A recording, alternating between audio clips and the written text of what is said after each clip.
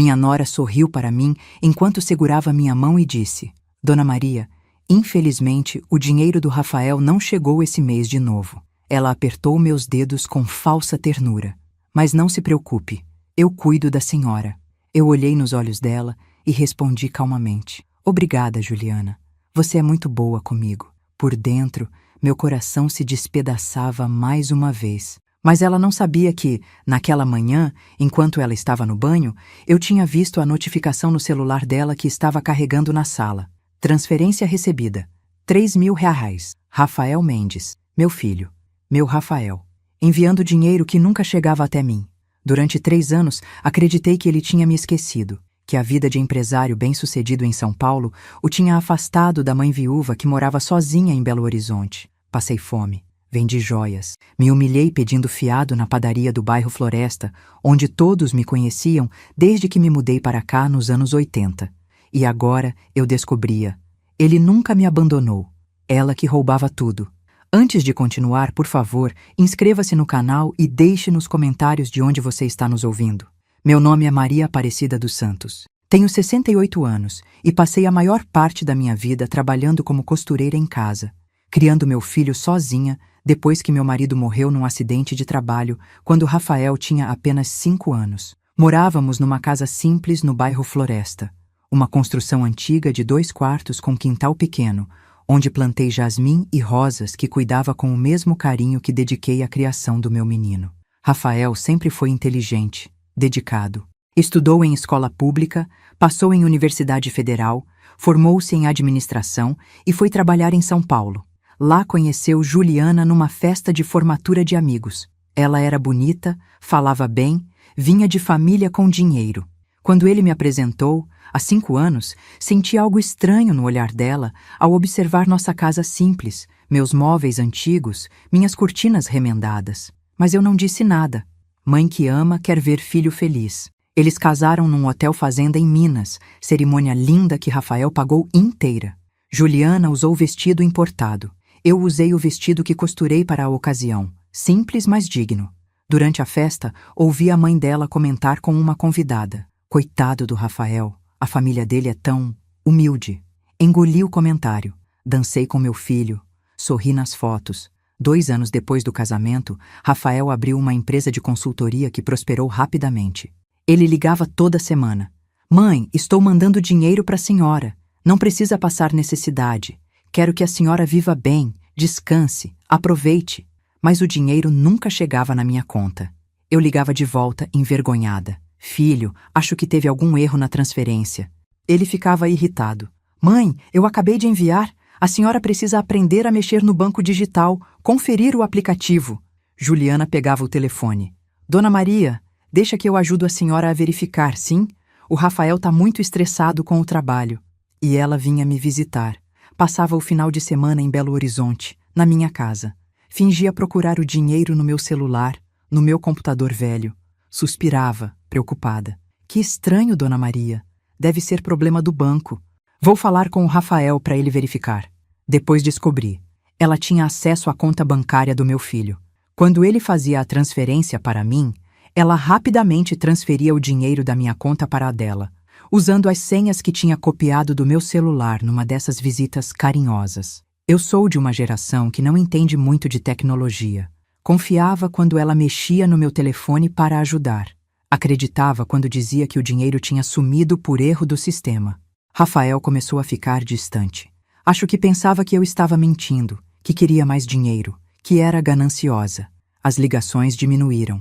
As visitas pararam completamente. Juliana continuava vindo, sempre gentil, sempre preocupada. O Rafael anda tão ocupado, Dona Maria, mas ele me pediu para vir verificar se a senhora está bem. Ela olhava minha geladeira vazia, meus armários sem comida, minha casa precisando de reparos que eu não podia pagar. A senhora não está se alimentando direito, né? Precisa se cuidar melhor. Como se o dinheiro que meu filho mandava, ela roubava. Vendia as poucas joias que tinha, heranças da minha mãe. Um anel de ouro com rubi que era do meu casamento, brincos antigos de prata. Consegui $800 numa joalheria do centro que me pagou menos da metade do valor real, mas eu estava desesperada. Parei de comprar remédios para pressão alta. Comecei a comer uma vez por dia. Emagreci 12 quilos em 6 meses. Dona Conceição, minha vizinha há 30 anos, percebia. Levava marmita, dizia que tinha feito comida demais. Seu Joaquim, dono da padaria, me dava pão velho de véspera. Fingia que era promoção. A humilhação doía mais que a fome. Uma tarde de sábado, há 2 meses, Juliana chegou para mais uma de suas visitas. Trazia sacolas de compras, roupas de marca, sapatos caros. Estacionou o carro novo, um SUV importado vermelho, na frente da minha casa. Comprei umas coisinhas em São Paulo, Dona Maria. A loja estava com promoção. Ela entrou, jogou as sacolas no sofá, foi ao banheiro, deixou a bolsa cara na mesa da cozinha e o celular ao lado. Eu estava preparando café, o pouco que tinha, quando o celular dela acendeu com uma notificação. Não era da minha conta, mas meus olhos captaram automaticamente. Transferência recebida. R$ 3.000. Rafael Mendes. Meu coração parou. Peguei o celular com mãos trêmulas. A tela ainda estava desbloqueada. Abri o aplicativo do banco e vi. Vi meses e meses de transferências, todas vindas da conta do Rafael, todas caindo na conta dela. Valores que variavam entre R$ 2.500 e R$ 3.500, todo santo mês, durante 3 anos. Fiz as contas mentalmente, mais de 100 mil roubados de mim. Ouvi a descarga, ela estava voltando. Rapidamente tirei fotos das transações com meu celular velho. Minhas mãos tremiam tanto que algumas saíram desfocadas, mas consegui capturar o suficiente. Coloquei o telefone dela de volta. Sentei na cadeira. Fingi naturalidade. Juliana saiu do banheiro sorrindo. "O café está pronto, Dona Maria?" "Está sim, minha filha." Servi com mãos firmes, embora meu coração estivesse explodindo. Ela bebeu, falou sobre a vida em São Paulo, sobre o quanto o Rafael trabalhava, sobre como era difícil para ele encontrar tempo para vir visitar. "Mas ele sempre pergunta da senhora, viu? Sempre preocupado. Menti que estava bem, que estava me virando, que entendia a vida corrida dele." Ela foi embora 2 horas depois, dirigindo o carro novo comprado com dinheiro roubado de mim. Naquela noite, não dormi. Fiquei olhando para as fotos no meu celular, pensando, planejando. Eu podia ligar para o Rafael imediatamente, mandar as provas. Mas conhecia meu filho. Ele amava aquela mulher. Ficaria em choque. Duvidaria de mim. Juliana era esperta, manipuladora. Encontraria alguma desculpa, alguma mentira convincente. Precisava de um plano melhor. Na segunda-feira, fui à agência bancária do centro de Belo Horizonte, aquela na Avenida Afonso Pena. Peguei 3 ônibus para chegar lá. Esperei 2 horas na fila. Quando finalmente fui atendida, expliquei minha situação para a gerente, uma mulher de uns 40 anos, chamada Fernanda. Mostrei as fotos, expliquei tudo. Ela ouviu com atenção crescente, o rosto ficando cada vez mais sério. "A senhora quer fazer um boletim de ocorrência?" "Ainda não. Primeiro quero recuperar o acesso completo à minha conta, trocar todas as senhas. E quero que vocês me ajudem a documentar tudo oficialmente, caso eu precise depois." Fernanda foi além. Ela rastreou todas as movimentações suspeitas. Imprimiu extratos detalhados de 3 anos. Mostrou como Juliana tinha configurado transferências automáticas da minha conta para a dela sempre que meu filho depositava. "Isso é crime, Dona Maria. Apropriação indébita, estelionato. A senhora tem provas suficientes para processar." Guardei todos os documentos numa pasta. Troquei todas as senhas com a ajuda dela. Configurei a autenticação em 2 etapas. "Se alguém tentar acessar sua conta agora," Fernanda explicou, "a senhora vai receber um código no celular. Sem esse código, ninguém entra." Agradeci e voltei para casa. Durante as próximas semanas, agi normalmente. Juliana continuou visitando, continuou fingindo preocupação. Mas agora, quando ela ia ao banheiro, eu vigiava a bolsa dela. Quando ela mexia no celular, eu observava disfarçadamente. Numa dessas visitas, ela tentou acessar minha conta bancária usando meu celular, como sempre fazia, para ajudar a verificar se o dinheiro tinha chegado. Mas desta vez, o sistema pediu o código de autenticação que só eu recebia. Vi a frustração passar rapidamente pelo rosto dela antes de se recompor. "Ah, que chato, Dona Maria. Acho que o banco mudou o sistema." "Depois, a senhora tenta sozinha, tá bom?" "Tá bom, minha filha." Ela foi embora naquele dia mais cedo que o normal. E eu soube. Ela tinha percebido que algo estava diferente. 2 semanas depois, Rafael me ligou. Sua voz estava estranha, controlada, mas tensa. Mãe, a Juliana me contou que a senhora anda agindo de forma estranha, que trocou as senhas do banco sem avisar, que está desconfiada dela. Respirei fundo. Rafael, filho, precisamos conversar. Pessoalmente. Pode vir aqui em Belo Horizonte esse fim de semana? Mãe, eu tô com a agenda muito cheia. E a Juliana já me explicou que... Rafael, minha voz saiu mais firme que pretendia. Preciso que você venha. Sozinho. É sobre o dinheiro que você manda para mim todo mês. Silêncio do outro lado. O dinheiro que a senhora diz que não recebe? O dinheiro que eu realmente nunca recebi. Mas agora eu sei para onde ele foi. Mais silêncio. Vou aí sábado, mãe. Ele desligou sem dizer mais nada. Juliana me ligou 1 hora depois, a voz docemente venenosa. Dona Maria, o Rafael me contou que a senhora quer conversar com ele. Sobre que assunto? Assunto de mãe e filho, Juliana. A senhora sabe que eu sempre ajudei a senhora, né? Sempre cuidei, sempre estive presente. Seria muito triste se a senhora criasse problemas no nosso casamento por algum mal-entendido? A ameaça estava clara. Não é mal-entendido, Juliana. É a verdade. E a verdade sempre aparece, mais cedo ou mais tarde. Ela desligou. Naquela semana, não consegui comer direito. A ansiedade me corroía. E se Rafael não acreditasse em mim? E se Juliana o convencesse de que eu estava senil, mentindo, tentando separá-los? Na sexta-feira à noite, véspera da visita dele, Juliana apareceu na minha porta, sem avisar, sem ligar antes. Ela entrou sem pedir licença, fechou a porta atrás de si. Dona Maria, vamos ter uma conversa de mulher para mulher. Seu rosto estava diferente. A máscara de gentileza tinha caído. A senhora vai contar para o Rafael o que, exatamente? A verdade. A verdade? Ela riu, mas era um som sem alegria. A verdade é que a senhora é uma velha sozinha que depende do filho. A verdade é que, sem mim, a senhora não tem ninguém. O Rafael confia em mim, ama em mim. Se a senhora tentar me acusar de alguma coisa, ele vai achar que a senhora está ficando doida da cabeça. Já comentei com ele várias vezes que a senhora anda confusa, esquecida. Ela tinha plantado as sementes da desconfiança durante anos. Tenho provas, Juliana. Ela empalideceu levemente. Provas? Que provas? Não respondi. Apenas segurei seu olhar. A senhora está blefando, mas sua voz tremeu. Amanhã o Rafael vai ver tudo. E vai decidir. Juliana deu 2 passos na minha direção. Por um momento tive medo. Estávamos sozinhas. Eu era uma mulher idosa, frágil. Ela era jovem, forte. A senhora não sabe com quem está mexendo, Dona Maria. Posso fazer a vida da senhora um inferno. Posso convencer o Rafael a cortar qualquer contato com a senhora. Posso... A campainha tocou. Ambas congelamos. Fui até a porta. Olhei pelo olho mágico. Era Dona Conceição, minha vizinha, segurando uma travessa coberta. Abri a porta aliviada. Oi, Dona Maria. Fiz lasanha e trouxe um pouco para a senhora. Sei que seu filho vem amanhã, então pensei. Ela parou ao ver Juliana. Ah, boa noite. Não sabia que tinha visita. Eu já estava indo embora. Juliana pegou a bolsa, passou por mim sem olhar e saiu batendo a porta. Dona Conceição me olhou preocupada. Tá tudo bem, Maria? Vai ficar, Conceição. Vai ficar.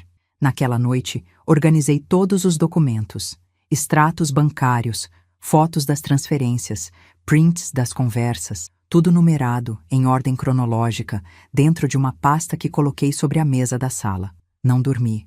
Fiquei sentada na varanda, olhando as estrelas sobre Belo Horizonte, ouvindo os sons noturnos do bairro Floresta, cachorros latindo, carros passando na rua, o vento nas folhas do jasmim. Pensei em tudo o que passei, na humilhação de pedir fiado, na dor de achar que meu filho tinha me esquecido, no frio das noites que passei com fome para economizar comida. Mas pensei também na força que encontrei, na dignidade que mantive mesmo nas piores horas, na mulher que eu sempre fui e que ninguém, nem mesmo uma nora mentirosa, conseguiria destruir. Quando o sol nasceu sobre os morros de Belo Horizonte, pintando o céu de laranja e rosa, eu estava pronta. Rafael chegaria em poucas horas, e a verdade, finalmente, seria dita. Rafael chegou ao meio-dia de sábado dirigindo sozinho, num carro executivo preto que estacionou em frente à minha casa. Vi quando ele desceu, ajeitou a camisa social, Olhou para a fachada da casa onde cresceu como se a visse pela primeira vez em anos. Ele tinha engordado um pouco. Usava óculos novos, relógio caro. Mas era meu menino, meu Rafael. Abri a porta antes que ele batesse. Oi, mãe. Oi, filho. Ficamos nos olhando por alguns segundos. Havia tanta coisa não dita entre nós, tanta distância construída por mentiras que nenhum de nós tinha criado. Ele entrou, olhou ao redor. Percebi seus olhos registrando os móveis mais velhos, as paredes que precisavam pintura, a pobreza discreta mas inegável daquela casa. A senhora emagreceu, ele disse, e havia preocupação verdadeira na voz. Emagreceu também, respondi. Mas no seu caso parece ser só estresse de trabalho. Ele não sorriu. Sentamos à mesa da sala, aquela mesa antiga de madeira onde fizemos tantas refeições quando ele era criança, onde ele estudou para o vestibular, onde comemos o bolo do seu aniversário de 18 anos. A pasta com os documentos estava ali, fechada, esperando. Mãe, a Juliana me contou que a senhora anda com ideias estranhas, que mudou as senhas do banco, que está agindo diferente com ela. Ele falava devagar, como se escolhesse cada palavra com cuidado. Ela está preocupada. Eu estou preocupado também. Preocupado com o quê? Com a senhora, com sua saúde mental. A senhora já tem 68 anos, e às vezes as pessoas ficam confusas, começam a imaginar coisas. Então era assim que Juliana tinha plantado as sementes. Eu estava ficando senil, confusa.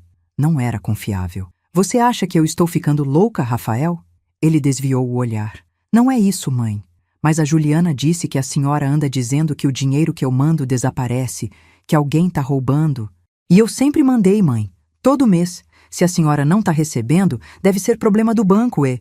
Eu recebi esse mês. Ele parou de falar, confuso. Como? Depois que mudei as senhas e coloquei autenticação de segurança, o dinheiro que você mandou esse mês finalmente chegou na minha conta. Pela primeira vez em 3 anos. Vi a informação processar lentamente no rosto dele. Não entendi. Coloquei a mão sobre a pasta. Você manda dinheiro para mim todo mês há 3 anos, não é? Sim. Quanto? Entre 2.500 e 3.500, dependendo do mês. E você acredita que esse dinheiro chegava até mim? Eu achava que sim. Mas a senhora sempre ligava dizendo que não tinha chegado, e eu pensava que a senhora não sabia verificar direito, ou que queria mais dinheiro, ou... Ele parou, culpa passando pelo rosto. Pensei muita coisa, mãe. Coisas que me envergonham agora. E a Juliana? Ela sabia que você mandava esse dinheiro? Claro. Ela até me ajudava às vezes a fazer as transferências quando eu estava ocupado. Abri a pasta. Rafael, nos últimos 3 anos, você depositou mais de 100 mil reais na minha conta. Ele assentiu. Eu nunca vi um centavo desse dinheiro. Até o mês passado, coloquei o primeiro documento na frente dele. Extrato bancário da minha conta, destacando todas as transferências recebidas e, minutos depois, transferências saindo para outra conta. Ele pegou o papel, olhos percorrendo os números. Essa conta que recebeu o dinheiro é da Juliana, eu disse calmamente. Vi a cor sumir do rosto dele. Isso deve ser um erro. Coloquei o segundo documento. Prints do celular dela, mostrando as transferências recebidas, todas vindas da conta do Rafael, através da minha conta. Tirei essas fotos do celular dela numa das visitas que ela fez aqui. O celular ficou desbloqueado. Eu vi. Rafael segurava os papéis com mãos trêmulas agora. Isso não pode ser real. Coloquei o terceiro documento. Relatório oficial do banco mostrando o histórico completo das movimentações, assinado pela gerente Fernanda. A gerente do banco me ajudou a documentar tudo. Ela disse que é crime, apropriação indébita, estelionato. Rafael não conseguia falar. Apenas olhava para os documentos, virando as páginas, lendo números, datas, valores. Durante 3 anos, continuei, e minha voz estava firme, embora meu coração estivesse partido. Sua esposa roubou de mim todo o dinheiro que você mandava. Ela tinha minhas senhas, configurou transferências automáticas. No minuto que seu dinheiro caía na minha conta, ela transferia para a dela. Mas, por quê? A gente não precisa de dinheiro.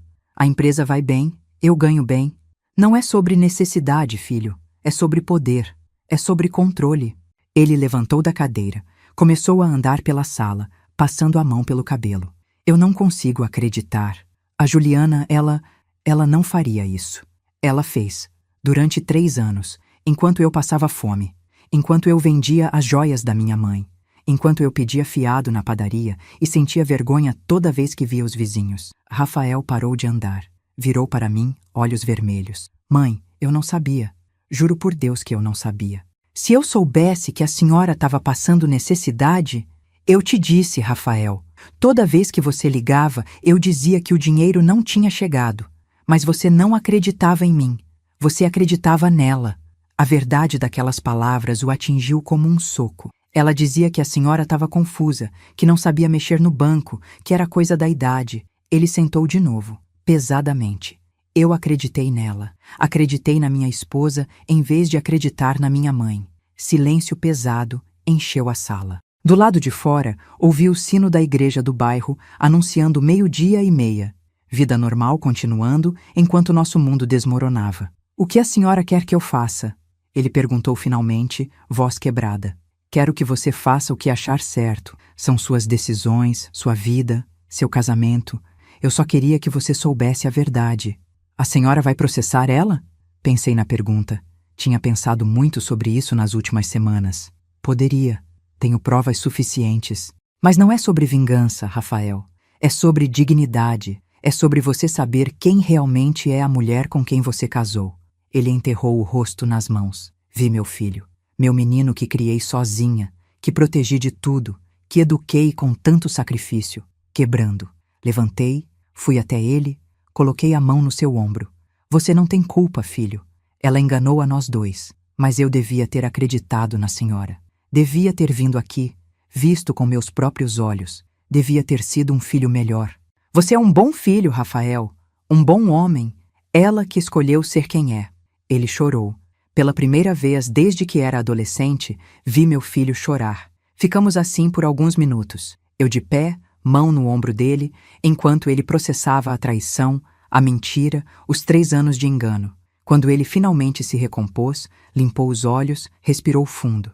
Preciso falar com ela. Ela sabe que você veio aqui hoje? Sabe.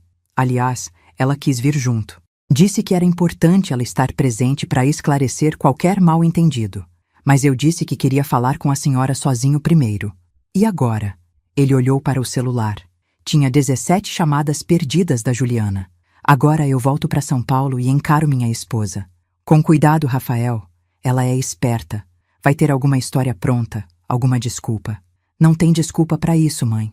Ele juntou todos os documentos, colocou de volta na pasta. Posso levar? Mandei fazer cópias. Essas são suas. Ele assentiu, levantou-se. Mãe, eu sinto muito, por tudo, por não acreditar na senhora, por ter ficado distante, por deixar a senhora passar por isso sozinha. Abracei meu filho. Ele era mais alto que eu, mais forte, mas naquele momento era de novo o menino que precisava da mãe. Você vai superar isso, sussurrei. É forte, criado por mim, né? Ele riu. Um som molhado, triste, mas ainda um riso. Quando Rafael foi embora, fiquei na varanda vendo o carro dele desaparecer na curva da rua. Dona Conceição apareceu no portão dela, acenou. Deu tudo certo? Ainda não, Conceição, mas vai dar. Entrei em casa, fechei a porta e pela primeira vez em 3 anos senti algo que tinha esquecido. Esperança. Mas a história estava longe de terminar. Naquela noite, às 11 horas, meu telefone tocou. Era Rafael. Mãe, eu confrontei ela. Pela voz dele, percebi que não tinha sido fácil. E? Primeiro ela negou. Disse que era mentira, que a senhora estava inventando tudo, que eu estava acreditando numa mulher confusa, em vez de acreditar na minha esposa. E você? Mostrei os documentos, mostrei os prints do celular dela. Não tinha como negar. Esperei. Aí ela mudou, começou a chorar, disse que tinha feito isso porque tinha medo. Medo de quê? Medo que a senhora ficasse muito dependente de mim, que usasse o dinheiro para me manipular, que se intrometesse no nosso casamento. A audácia da mentira me deixou sem palavras. Ela disse que fez pela gente, pelo nosso casamento, que guardou o dinheiro caso a gente precisasse no futuro, que ia devolver tudo para a senhora na hora certa. E você acreditou? Não, mãe, não acreditei. Perguntei onde estava o dinheiro então. Se ela tinha guardado, onde estava os 100 mil reais. E ela disse o quê?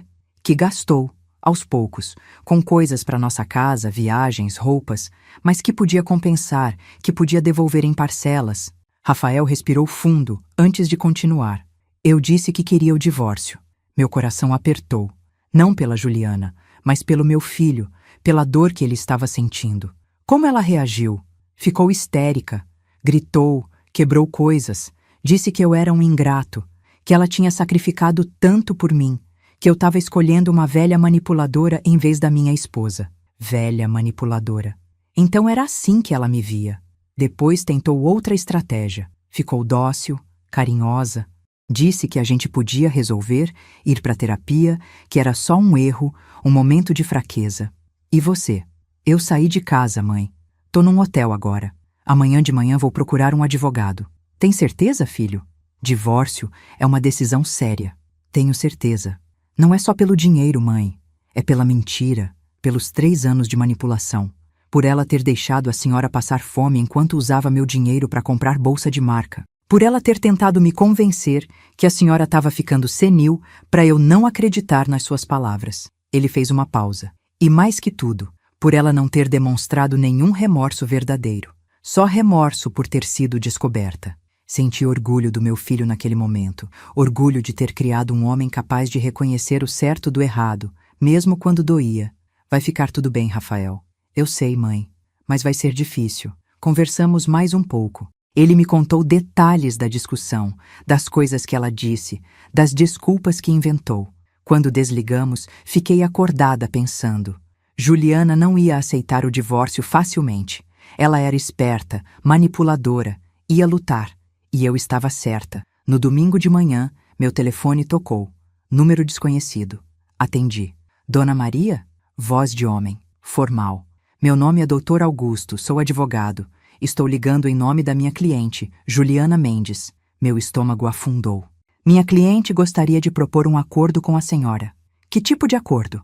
Ela está disposta a devolver integralmente os valores que foram transferidos da sua conta para a dela nos últimos 3 anos, com correção e juros, desde que a senhora assine um documento declarando que não vai processar ela criminalmente. Fiquei em silêncio, processando. Além disso, ele continuou, ela pede que a senhora não se oponha ao processo de divórcio e não preste depoimentos que possam prejudicá-la na divisão de bens. Então era isso. Ela queria comprar meu silêncio. Quanto tempo eu tenho para pensar? Até amanhã. Minha cliente gostaria de resolver isso de forma civilizada e rápida. Vou pensar. Desliguei. Liguei imediatamente para Rafael. Mãe, eu ia te ligar. Você recebeu ligação de algum advogado? Recebi agora há pouco. Ela está tentando fazer acordo. Ofereceu devolver todo o dinheiro dela para mim, também se eu desistir do divórcio e mantiver as coisas em segredo. Disse que foi um mal-entendido, que pode explicar tudo, que o casamento vale mais que dinheiro. O que você disse? Que não tem acordo, que quer o divórcio e que ela vai ter que responder pelo que fez. Ela pode devolver o dinheiro, filho. Seria justo. Seria, mãe. Mas não muda o que ela é. Não muda o que ela fez. Dinheiro eu recupero trabalhando. Dignidade e confiança não têm preço. Naquele momento, soube que tinha criado meu filho direito. E quanto à senhora, mãe? Vai aceitar o acordo? Pensei na proposta. 100 mil reais de volta. Com correção e juros, seria mais ainda. Eu poderia reformar a casa, comprar comida sem preocupação, viver com dignidade. Mas a que custo? Deixando ela sair impune? Permitindo que ela fizesse isso com outra pessoa no futuro? Não vou aceitar, Rafael. Tem certeza? É muito dinheiro, mãe? Tenho certeza. Não é sobre dinheiro. Nunca foi. Sobre o que é, então? Sobre ensinar que ações têm consequências. Sobre não deixar que pessoas como ela continuem machucando outros. Ele ficou em silêncio por um momento. A senhora é uma mulher incrível, mãe. Sempre foi. Aprendi a ser, filho. A vida ensina. Naquela segunda-feira, liguei de volta para o Dr. Augusto. Dona Maria, pensou sobre a proposta? Pensei. E a resposta é não. A senhora tem certeza? Minha cliente está sendo muito generosa. Diga à sua cliente que se ela quer devolver o dinheiro, que devolva. Mas não vou assinar nada que impeça processo criminal. O que ela fez foi crime. E crimes devem ser punidos. A senhora está cometendo um erro. Isso pode se tornar um processo longo, desgastante. Já passei 3 anos desgastantes, doutor. Mais uns meses não vão me matar. Desliguei. 1 hora depois, recebi uma mensagem de Juliana. Era longa, dramática. Dizia que eu estava destruindo a vida dela, que ela tinha cometido um erro, mas merecia uma segunda chance, que estava arrependida, que eu era cruel, vingativa, má. Terminava dizendo: a senhora vai se arrepender disso. Não respondi. Bloqueei o número. Rafael me ligou à tarde. Mãe, a Juliana esvaziou nossa conta conjunta. Transferiu todo o dinheiro para uma conta no nome dela. Pode fazer isso? Tecnicamente sim, porque é conta conjunta. Mas meu advogado disse que isso vai ser péssimo para ela no divórcio. Mostra má fé. Quanto ela levou? Quase R$ 200.000, economias de anos. Ouvi a dor na voz dele. Vai recuperar, filho. Eu sei. É difícil descobrir que a pessoa que você amava era capaz disso tudo. Eu sei, Rafael. Eu sei. Naquela noite, sentei na varanda com Dona Conceição. Ela tinha trazido café e bolo. Contei tudo o que tinha acontecido. Você fez a coisa certa, Maria, ela disse, segurando minha mão. Essa menina precisa aprender. Tenho medo que ela faça algo pior.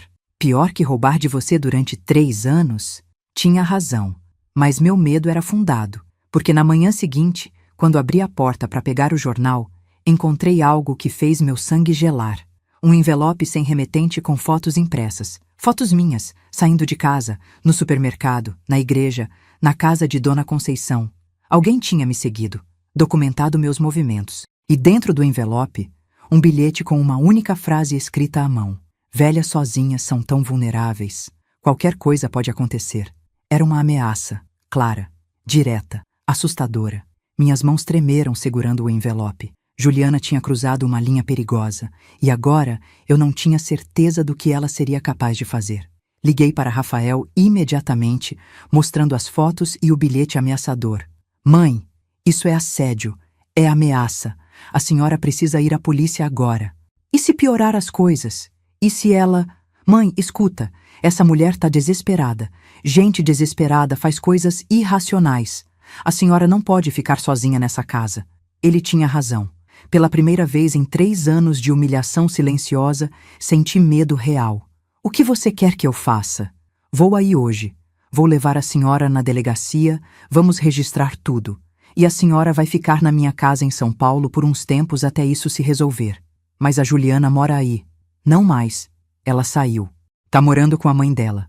Mudou as coisas todas ontem à noite enquanto eu estava no escritório. 3 horas depois, Rafael estava na minha porta. Chegou dirigindo rápido demais, estacionou apressado. Entrou, pegou o envelope com as fotos, examinou cada uma com o rosto cada vez mais sério. Isso aqui foi tirado por alguém que a seguiu durante dias, mãe. Olha as datas no canto. Tem foto de 3 dias diferentes. Senti um frio na espinha. Você acha que foi ela mesma? Não sei. Pode ter contratado alguém. Ela tem dinheiro para isso agora, né? Roubou o suficiente. Fomos à delegacia de polícia civil do bairro. Era uma terça-feira de tarde. O lugar estava cheio. Esperamos 1 hora até sermos atendidos. A delegada que nos recebeu se chamava Doutora Patrícia, uma mulher de uns 40 anos, cabelo preso, olhar atento. Contei tudo desde o início. Mostrei os documentos do banco, as fotos, o bilhete. Ela ouviu com atenção, fazendo anotações. A senhora quer registrar ocorrência por apropriação indébita e ameaça? Sim. E o senhor é? Sou o filho dela. E o marido? Ex-marido da pessoa que fez isso. Doutora Patrícia ergueu as sobrancelhas. Situação delicada. Muito, Rafael concordou. Ela preparou o boletim de ocorrência. Pediu todos os documentos, fez cópias, anexou as fotos. Dona Maria, com base no que a senhora apresentou, temos elementos suficientes para a investigação. Vou encaminhar isso para a delegacia especializada em crimes financeiros também. E quanto à ameaça, vou solicitar medida protetiva.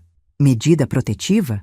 Impede a pessoa de se aproximar da senhora, de fazer contato. Se ela descumprir, pode ser presa. Senti um alívio pequeno, mas significativo. O processo demorou quase 3 horas. Quando saímos da delegacia, já era noite. Vem comigo para São Paulo, mãe. Pelo menos até as coisas se acalmarem. E a casa? E Dona Conceição? Eu não posso simplesmente abandonar tudo. Dona Conceição pode ficar de olho na casa, e a senhora não está abandonando, está se protegendo. Ele tinha razão. Voltamos para minha casa, arrumei uma mala com roupas para 1 semana. Dona Conceição veio quando viu a movimentação. Vai viajar, Maria? Expliquei a situação. Mostrei as fotos. Ela ficou pálida. Meu Deus do céu, que mulher desgraçada. A senhora pode ficar de olho na casa para mim? Regar as plantas? Claro, minha filha. E qualquer coisa estranha, eu ligo para a polícia na hora. Abracei minha vizinha e amiga de tantos anos. Obrigada por tudo, Conceição. Por todas as marmitas, por todo o apoio.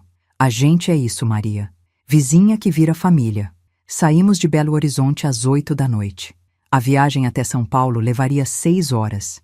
Rafael dirigiu em silêncio os primeiros quilômetros. Eu olhava pela janela, vendo as luzes da cidade que me viu criar meu filho desaparecerem no retrovisor. Desculpa por tudo isso, mãe. Você não tem culpa de ter se casado com uma pessoa má. Tenho culpa de não ter percebido, de não ter vindo te visitar, de ter acreditado nela em vez de acreditar em você. Ela era convincente, filho. Manipuladores sempre são. Paramos num posto de gasolina na altura de São João del Rei.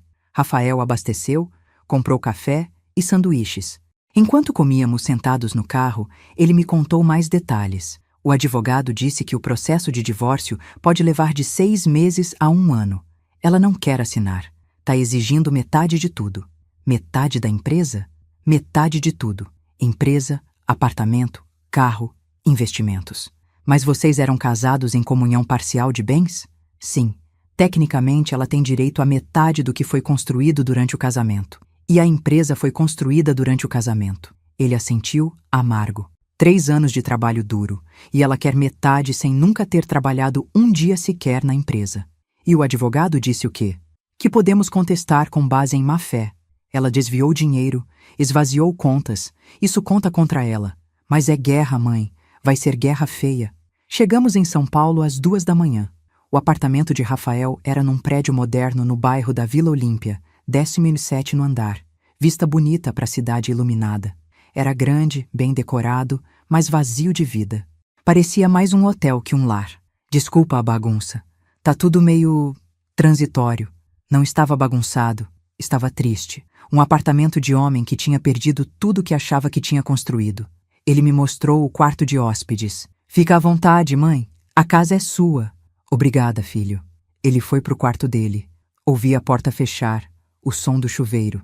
Sentei na cama do quarto de hóspedes, olhando pela janela para São Paulo, dormindo lá embaixo. Como tinha chegado até ali? De uma vida simples, mas digna em Belo Horizonte, para fugir de ameaças, dormindo na casa do meu filho divorciando, numa cidade enorme e assustadora? Mas estava viva, estava segura, e estava finalmente do lado certo da verdade. Na manhã seguinte, acordei com cheiro de café. Rafael estava na cozinha fazendo omelete. Bom dia, mãe. Dormiu bem? Melhor do que esperava. Tomamos café juntos. Ele tinha reunião no escritório, mas disse que eu podia ficar à vontade, assistir TV, ler, descansar. Tem portaria 24 horas. Dei seu nome. Qualquer coisa é só chamar o porteiro. Vou ficar bem, filho. Pode ir trabalhar. Depois que ele saiu, fiquei sozinha no apartamento grande e silencioso. Liguei a TV, passei pelos canais sem prestar atenção. Minha cabeça estava longe. Às 11 da manhã, o interfone tocou. Dona Maria, tem uma encomenda aqui para a senhora. Encomenda? Eu não pedi nada. Tá com seu nome. Quer que eu suba? Hesitei. Pode deixar na portaria, eu desço depois. Mas a curiosidade me corroeu. 15 minutos depois, desci. O porteiro me entregou uma caixa pequena, embrulhada em papel pardo, sem remetente. Subi de volta pro apartamento com o coração disparado. Abri a caixa com cuidado. Dentro, havia um celular velho. Meu celular velho. O que eu usava antes de Rafael me dar um novo. Tinha um bilhete. Achei isso no lixo da sua casa. Interessante as mensagens que você não apagou. Seria uma pena se elas fossem divulgadas, não é? Aceite o acordo. Assine os papéis. Ou todo mundo vai saber que tipo de pessoa você realmente é. Minhas mãos tremeram. Que mensagens! Que lixo! Liguei para Rafael imediatamente. Mãe, tá tudo bem? Contei sobre a caixa, o celular, o bilhete. Ela invadiu a sua casa, mãe. Mexeu no seu lixo. Mas que mensagens ela tá falando? Eu não tenho nada para esconder. Ela tá blefando, tentando assustar a senhora. Não caia nessa. Mas a semente da dúvida tinha sido plantada. Passei o resto do dia nervosa, inquieta. Quando Rafael chegou à noite, ele trouxe um técnico em informática. Esse é o Paulo. Vai verificar se tem algo no celular, se ela colocou algum vírus, alguma coisa. Paulo trabalhou por 1 hora, conectando o celular a um computador, verificando arquivos. Não tem nada de suspeito. Algumas mensagens antigas, fotos, nada comprometedor. Então ela estava blefando? Provavelmente. É tática de intimidação. Fazer a vítima achar que tem algo contra ela quando não tem. Devolvi o celular para Paulo. Pode ficar com ele. Não quero mais. Naquela noite, Rafael pediu comida japonesa. Comemos na sala, assistindo filme que nenhum de nós prestava atenção. Sabe o que me deixa mais triste, mãe? O quê? Que eu amei ela. Realmente amei. Achei que íamos envelhecer juntos, ter filhos, construir uma família. Ainda pode ter tudo isso. Só que com a pessoa certa. Não sei se consigo confiar de novo. Vai conseguir. Dói agora, mas passa. E você vai ser mais sábio depois disso. A senhora confia nas pessoas ainda? Depois de tudo? Pensei na pergunta. Confio nas pessoas certas. Dona Conceição, você, seu Joaquim da padaria, a gerente Fernanda do banco. Tem gente boa no mundo, Rafael. Só precisa aprender a distinguir. Ele assentiu, pensativo. Os dias seguintes passaram numa rotina estranha. Rafael saía para trabalhar. Eu ficava no apartamento, lendo, assistindo TV, cozinhando. Falava com Dona Conceição todos os dias pelo telefone. Tudo tranquilo aqui, Maria. Reguei suas plantas. A casa tá bem. Na sexta-feira, Rafael voltou do trabalho com expressão sombria. Mãe, tenho uma notícia. Juliana deu uma entrevista. Entrevista? Pra quem? Ele abriu o laptop, mostrou um site de notícias locais de São Paulo. A manchete dizia: empresário abandona a esposa após ela cuidar de sogra com Alzheimer por anos. Senti o sangue sumir do meu rosto. A matéria contava uma versão completamente distorcida da história. Segundo ela, Juliana tinha dedicado anos cuidando de mim, que eu tinha Alzheimer avançado, que ela tinha usado o próprio dinheiro para pagar meus remédios e tratamentos. Dizia que Rafael tinha se voltado contra ela, influenciado por mim em momentos de lucidez, e que agora ela estava sendo injustamente acusada de crimes que não cometeu. Havia foto dela chorando, parecendo frágil e injustiçada. Isso é mentira. Tudo mentira. Eu não tenho Alzheimer. Eu sei, mãe. Todo mundo que importa sabe. Mas ela tá tentando virar a opinião pública a favor dela. E tá funcionando? Rafael rolou a página, mostrando os comentários. Coitada dessa moça. Marido sem coração. Cuidou da sogra doente e essa é a gratidão que recebe. Homens sempre acreditam nas mães contra as esposas. Senti náusea. A gente precisa responder. Precisa contar a verdade. Não, mãe. É exatamente o que ela quer. Que a gente entre nesse jogo. Quanto mais a gente responde, mais ela escala. É melhor deixar que a justiça cuide. Mas e sua reputação? E sua empresa? Meus clientes me conhecem. Sabem que tipo de pessoa eu sou. O resto não importa. Mas importava. Vi nas semanas seguintes. Vi nos olhares de pena que as pessoas davam quando descobriam quem ele era. Vi nos convites que pararam de chegar. Vi na atenção dele quando atendia ligações de clientes perguntando sobre a situação.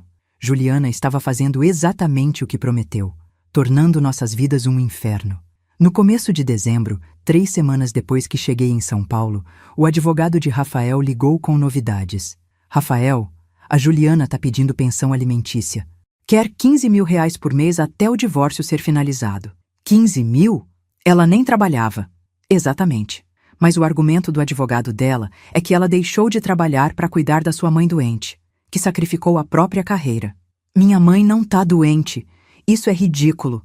Eles apresentaram laudos médicos, de um neurologista particular dizendo que sua mãe tem demência. Meu sangue gelou.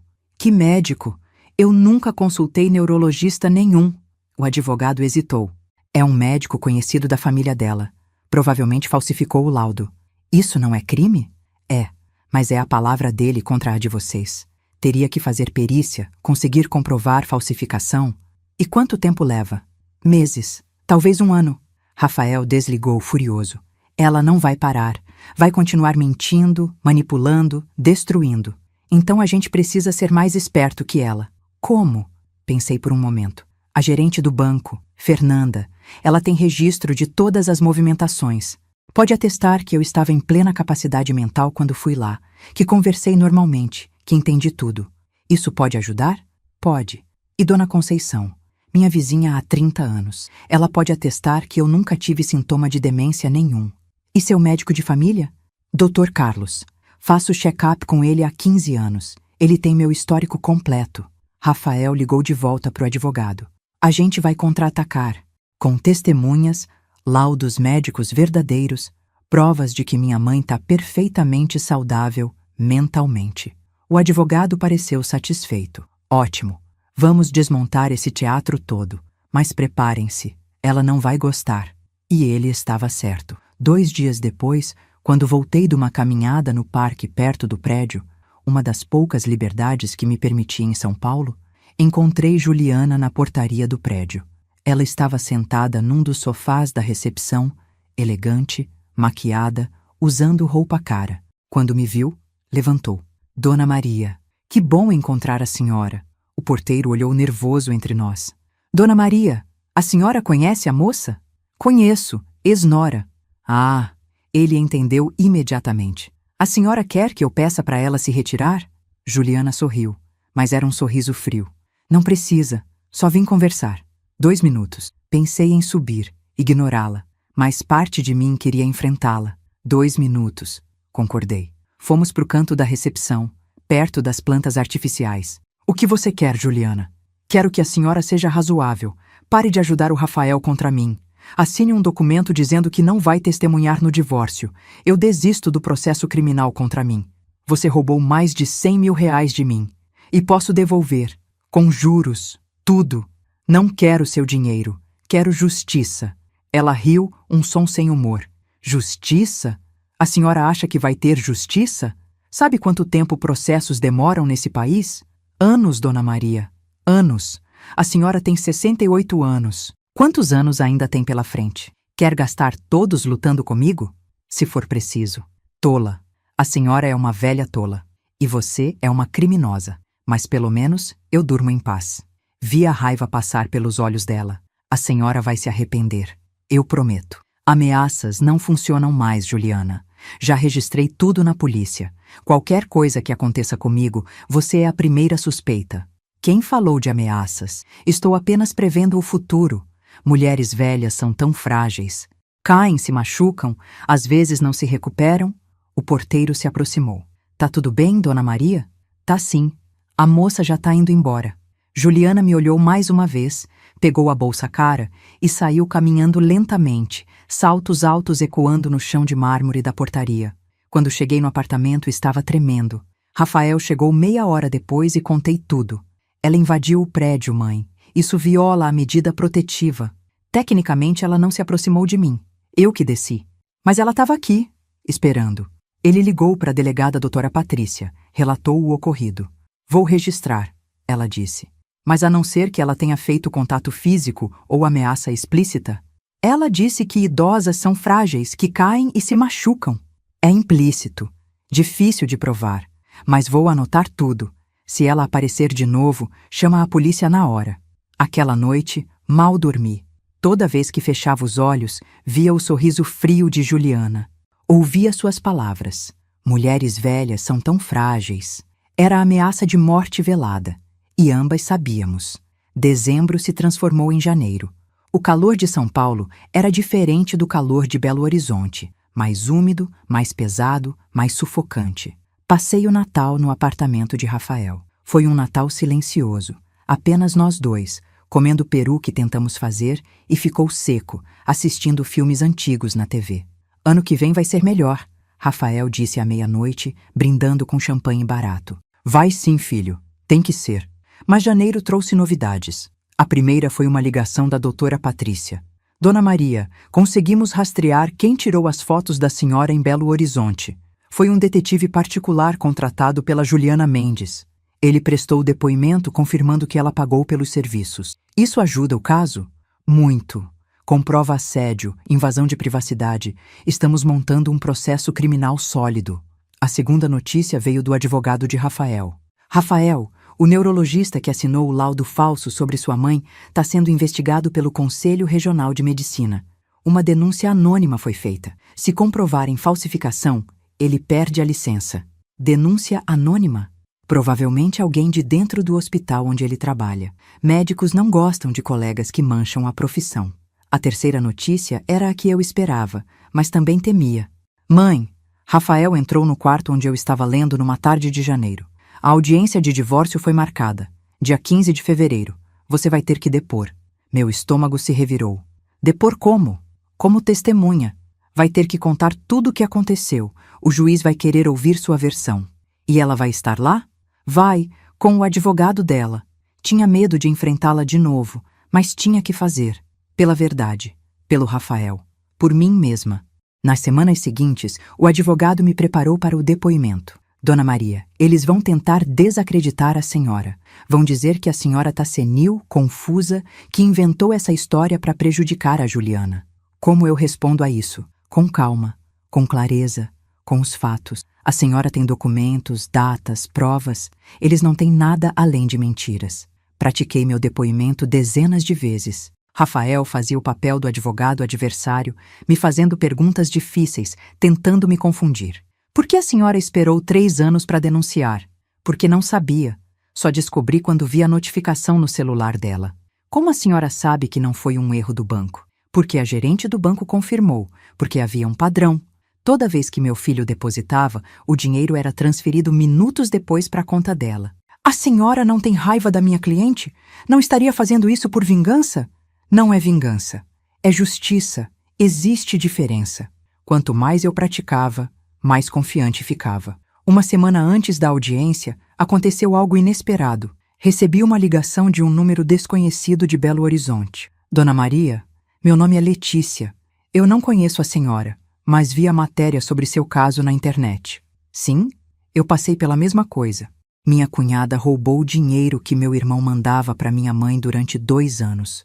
Minha mãe também passava necessidade, achando que tinha sido esquecida. Meu coração acelerou. E o que aconteceu? Meu irmão descobriu. Se divorciou dela, mas não fizemos nada legalmente. Achamos que não ia dar em nada, que era a nossa palavra contra a dela. Ver a senhora tendo coragem de processar, me deu coragem também. Vou reabrir o caso da minha mãe. Aquela ligação me fez perceber algo importante. Eu não estava sozinha. Outras mulheres passavam pela mesma coisa. Outras famílias eram destruídas por esse tipo de crime silencioso. Nas semanas seguintes, recebi mais 4 ligações parecidas. Mulheres de diferentes idades, diferentes cidades, todas contando histórias semelhantes. Noras, genros, até filhos que roubavam de idosos, sabendo que eles não entendiam tecnologia bancária. A senhora me inspirou, Dona Maria. Vou denunciar minha filha. Não é fácil, mas é o certo. Cada história partia meu coração, mas também me fortalecia. Não estava lutando só por mim.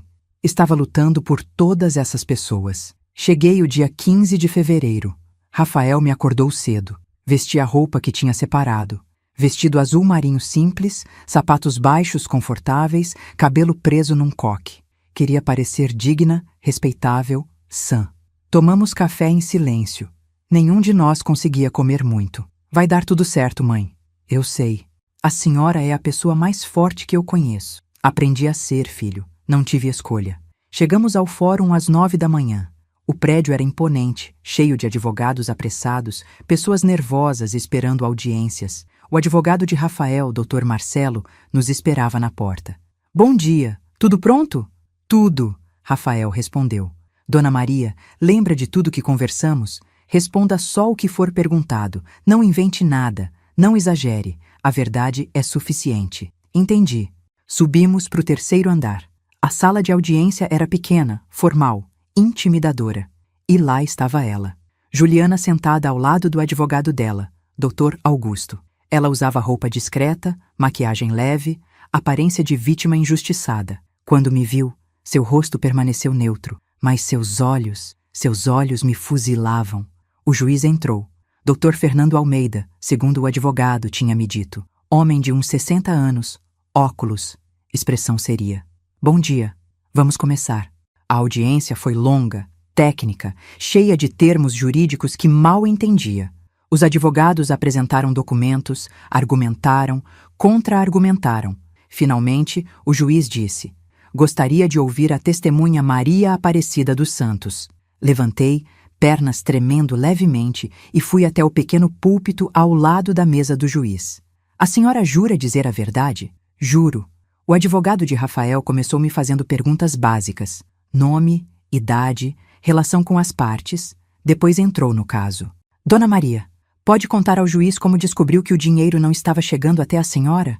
Respirei fundo e contei. Desde o início. As ligações para o Rafael dizendo que não tinha recebido, as visitas de Juliana fingindo ajudar, a descoberta acidental do celular dela com a notificação. Falei devagar, claramente, olhando para o juiz. Ele fazia anotações, sem demonstrar emoção. Depois foi a vez do advogado da Juliana me interrogar. Doutor. Augusto levantou, ajeitou a gravata, me olhou com falsa simpatia. Dona Maria, a senhora não acha que pode ter se confundido? Afinal, tecnologia bancária é complicada para pessoas da sua geração. Não me confundi. Vi as transferências. Tirei fotos. O banco confirmou. Mas a senhora não tem histórico de problemas de memória? Não tenho. O médico neurologista Dr. Carvalho atestou que a senhora apresenta sinais de demência. Esse médico nunca me examinou. Nunca me viu na vida. O laudo é falso. Murmurinhos na sala. A senhora tem provas disso? Tenho. Meu médico de família, Dr. Carlos Mendes, trouxe meu histórico completo dos últimos 15 anos. Não há nenhum registro de problemas cognitivos. Dr. Marcelo levantou, entregou um envelope grosso ao juiz. Excelência, aqui está o histórico médico completo da Dona Maria, atestados de saúde mental, laudos psicológicos recentes, tudo comprovando plena capacidade. O juiz pegou, começou a folhear. Doutor. Augusto tentou outra abordagem. Dona Maria, a senhora não tem raiva da minha cliente? Não é verdade que a senhora nunca aprovou o casamento do seu filho com ela? Não é verdade. Fiquei feliz quando eles se casaram. Queria ver meu filho feliz. Mas agora a senhora quer destruir o casamento dele. Não quero destruir nada. Quero justiça. Ela roubou de mim durante 3 anos. Isso é crime. Crime é uma palavra forte. É a palavra certa. Vi um pequeno sorriso no canto da boca do juiz. O interrogatório continuou por mais 20 minutos. Dr. Augusto tentou me confundir sobre datas, valores, detalhes, mas eu estava preparada. Respondi tudo com clareza. Quando finalmente voltei para o meu lugar, Rafael apertou minha mão. Foi perfeita, mãe. Depois foi a vez de Juliana depor. Ela subiu ao púlpito, composta, com lágrimas nos olhos. Contou uma história elaborada sobre como tinha cuidado de mim, como tinha usado o próprio dinheiro para me ajudar, como eu era ingrata. Eu amava a Dona Maria como uma mãe, fiz tudo por ela, e agora ela me acusa dessas coisas horríveis. Ela chorou. Chorou convenientemente. Mas quando o Dr. Marcelo começou a interrogá-la, a história começou a desmoronar. Senhora Juliana, a senhora contratou um detetive particular para seguir a Dona Maria? Eu estava preocupada com ela. Queria saber se ela estava bem. Preocupada? Ou querendo intimidar? Preocupada. Então por que mandou fotos com bilhetes ameaçadores? Eu não mandei bilhete nenhum. Dr. Marcelo mostrou o envelope com as fotos e o bilhete. Velhas sozinhas são tão vulneráveis. Essa é sua letra, não é? Juliana empalideceu. Eu não me lembro de ter escrito isso. Não se lembra? Ou tá mentindo? Objeção. Dr. Augusto levantou. Está intimidando a testemunha. Defiro. O juiz disse. Dr. Marcelo, reformule. Senhora. Juliana, a caligrafia foi periciada. É sua. Quer mudar seu depoimento? Silêncio. Ela olhou para o advogado dela, que fez sinal discreto. Eu posso ter mandado as fotos, mas não era ameaça. Era preocupação. Preocupação que diz qualquer coisa pode acontecer? Ela não respondeu. O interrogatório continuou, cada vez mais apertado. Dr. Marcelo perguntou sobre as transferências, sobre o dinheiro, sobre cada detalhe. Juliana tentou manter a história, mas as contradições eram óbvias. Quando a audiência terminou, 3 horas depois, eu estava exausta. O juiz bateu o martelo. Vou analisar todas as provas e testemunhos apresentados. Sentença em 30 dias. Saímos do fórum. Juliana passou por nós sem olhar, rosto fechado. Como você acha que foi? Perguntei ao Dr. Marcelo. Bem, muito bem. Ela se contradisse várias vezes. O juiz percebeu. E quanto ao processo criminal? Ainda em andamento. Mas com o depoimento de hoje ficou mais forte. Rafael me levou para almoçar num restaurante no centro de São Paulo. Comemos em silêncio, processando tudo o que tinha acontecido. Obrigado, mãe, por ter coragem, por não desistir. Obrigado você, filho, por acreditar em mim. Os 30 dias seguintes passaram devagar. Voltei para Belo Horizonte. Precisava da minha casa, das minhas coisas, da minha cidade. Dona Conceição fez festa quando me viu. Maria, que saudade! Conta tudo! Contei. Cada detalhe. Ela ouvia balançando a cabeça. Essa menina vai ter o que merece. Justiça divina não falha. Espero que a justiça humana também não falhe. Retomei minha rotina. Voltei a ir na padaria do seu Joaquim, na feira, na igreja. As pessoas me olhavam diferente agora, com respeito, com admiração. Dona Maria, ouvi falar do seu caso. A senhora é corajosa. Não é coragem, é necessidade. No dia 17 de março, Rafael me ligou. Mãe, a sentença saiu. Meu coração parou. E a gente ganhou. Ganhamos tudo. As lágrimas vieram antes que eu pudesse controlá-las. O juiz decretou o divórcio. Juliana não vai receber nenhuma parte da empresa porque ficou comprovada a má-fé. Ela foi condenada a devolver todo o dinheiro que desviou, com correção e juros, e vai responder criminalmente por apropriação indébita e ameaça. Meu Deus! O juiz escreveu na sentença que ficou claro que ela agiu de forma premeditada, que manipulou a situação durante anos e que suas alegações sobre demência da senhora eram claramente falsas e difamatórias. Sentei na cadeira, pernas bambas. Acabou, mãe. Acabou. Mas não tinha acabado completamente. O processo criminal ainda levou mais 6 meses. Em setembro, finalmente, Juliana foi condenada a 2 anos de prisão, convertidos em prestação de serviços comunitários e multa pesada. Ela recorreu. Claro que recorreu. Mas perdeu. Em novembro, recebi uma transferência bancária. R$ 137 mil. Todo o dinheiro que ela tinha roubado, mais correção e juros. Olhei para aquele número na tela do celular e não senti alegria. Não senti vitória. Senti cansaço e alívio. Liguei para o Rafael. Recebi o dinheiro. Eu também recebi minha parte. O que a senhora vai fazer com ele? Pensei por um momento. Vou usar parte para reformar a casa. Parte vou guardar. E parte eu quero doar. Doar?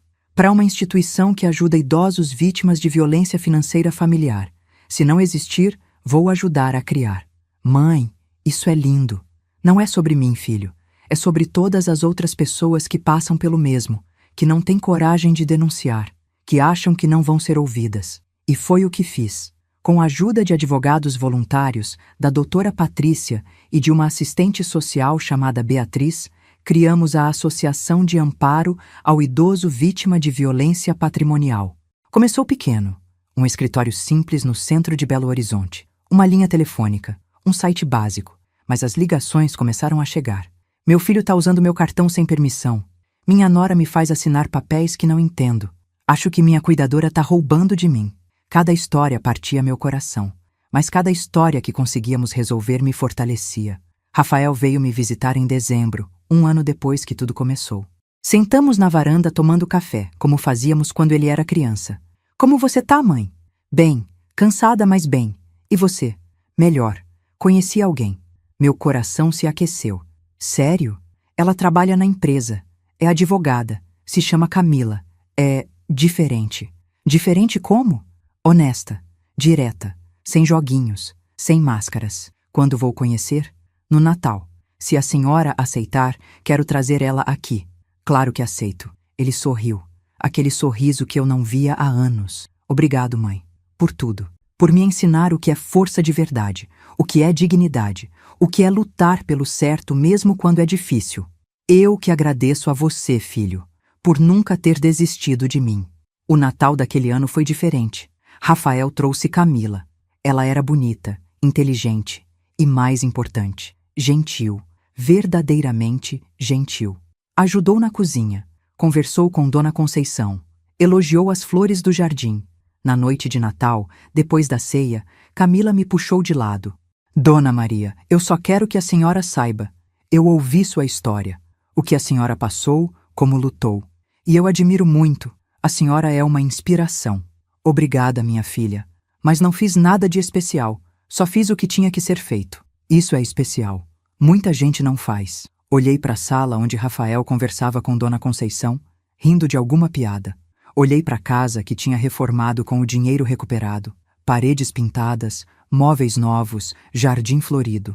Olhei para minha vida, que tinha sido despedaçada e agora estava sendo reconstruída tijolo por tijolo.